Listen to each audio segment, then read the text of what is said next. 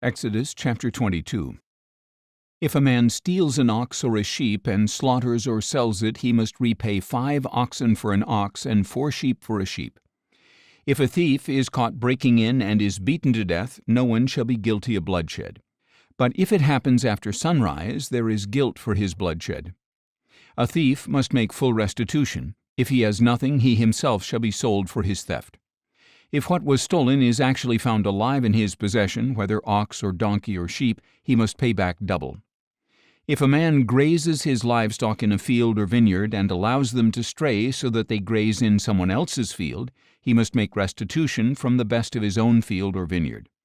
If a fire breaks out and spreads to thorn bushes so that it consumes stacked or standing grain, or the whole field, the one who started the fire must make full restitution. If a man gives his neighbor money or goods for safekeeping and they are stolen from the neighbor's house, the thief, if caught, must pay back double. If the thief is not found, the owner of the house must appear before the judges to determine whether he has taken his neighbor's property. In all cases of illegal possession of an ox, a donkey, a sheep, a garment, or any lost item that someone claims, "This is mine," both parties shall bring their cases before the judges. The one whom the judges find guilty must pay back double to his neighbor.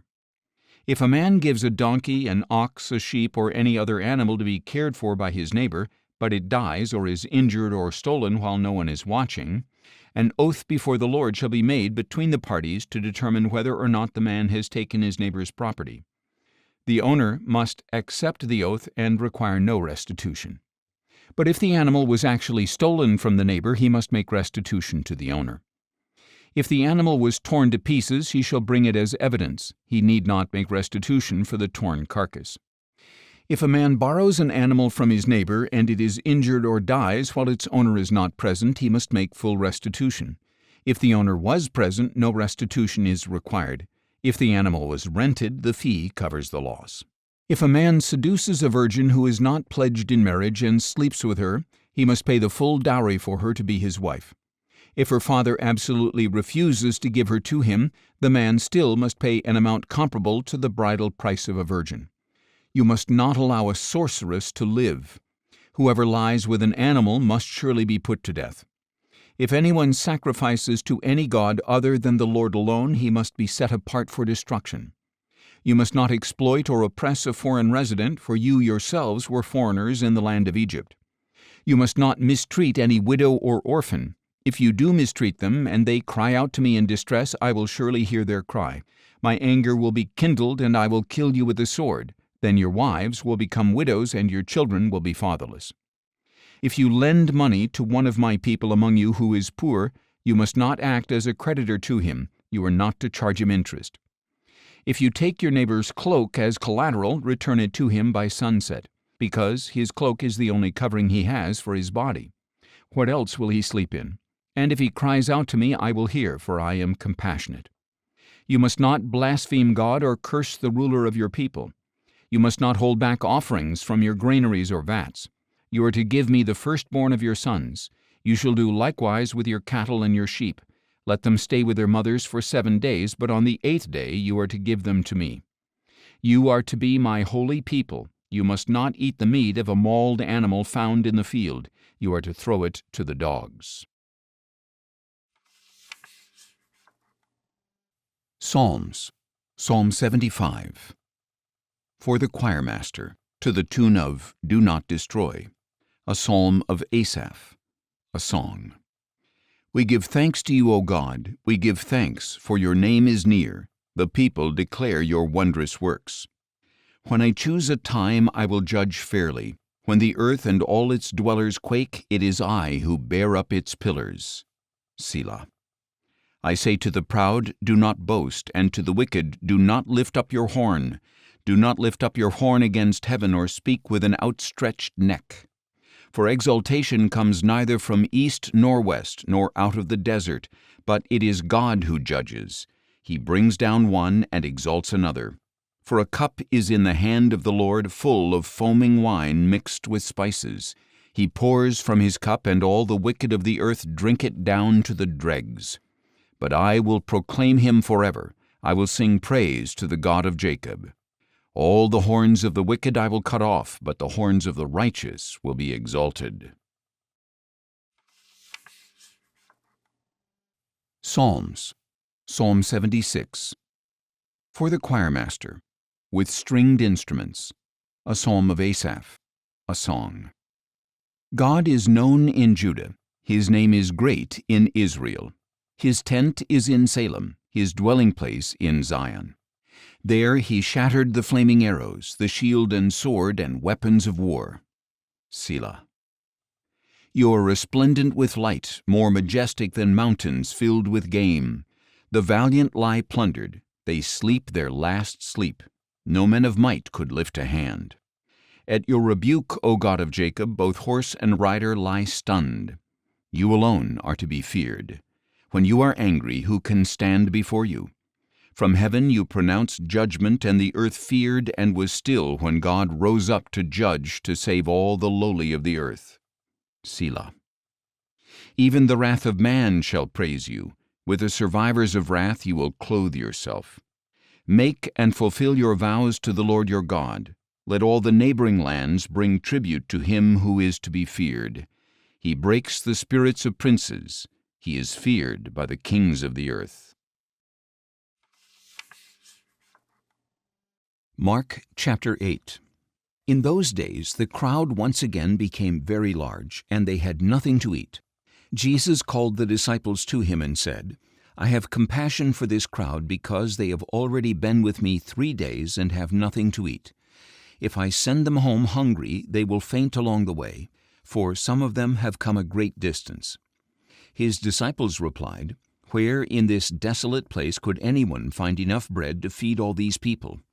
How many loaves do you have? Jesus asked. 7, they replied. And he instructed the crowd to sit down on the ground.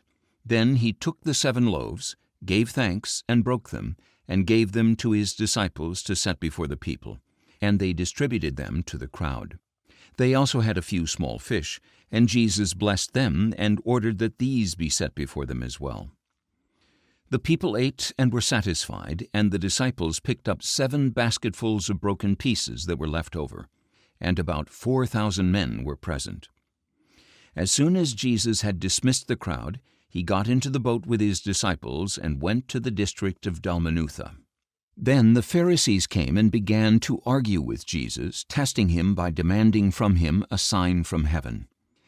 Jesus sighed deeply in his spirit and said, Why does this generation demand a sign? Truly I tell you, no sign will be given to this generation. And he left them, got back into the boat, and crossed to the other side.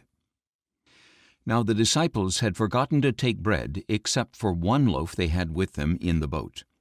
Watch out, he cautioned them. Beware of the leaven of the Pharisees and of Herod. So they began to discuss with one another the fact that they had no bread. Aware of their conversation, Jesus asked them, Why are you debating about having no bread? Do you still not see or understand? Do you have such hard hearts? Having eyes, do you not see? And having ears, do you not hear? And do you not remember? When I broke the 5 loaves for the 5,000, how many basketfuls of broken pieces did you collect? 12, they answered. And when I broke the 7 loaves for the 4,000, how many basketfuls of broken pieces did you collect? 7, they said. Then he asked them, Do you still not understand? When they arrived at Bethsaida, some people brought a blind man and begged Jesus to touch him. So he took the blind man by the hand and led him out of the village. Then he spit on the man's eyes and placed his hands on him. Can you see anything? He asked. The man looked up and said, I can see the people, but they look like trees walking around.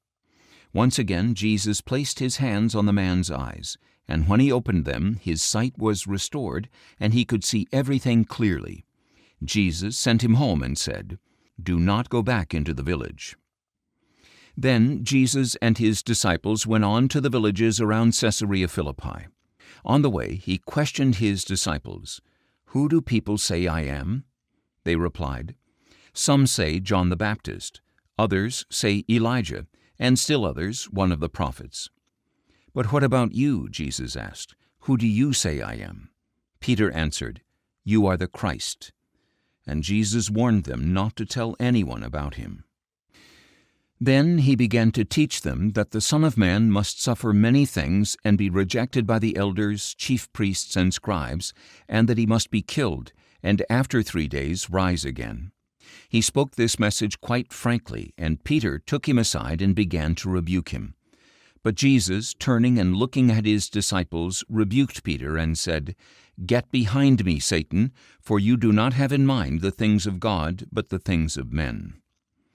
Then Jesus called the crowd to him along with his disciples, and he told them, "If anyone wants to come after me, he must deny himself and take up his cross and follow me. For whoever wants to save his life will lose it, but whoever loses his life for my sake and for the gospel will save it. What does it profit a man to gain the whole world, yet forfeit his soul? Or what can a man give in exchange for his soul? If anyone is ashamed of me and my words in this adulterous and sinful generation, the Son of Man will also be ashamed of him when he comes in his Father's glory with the holy angels."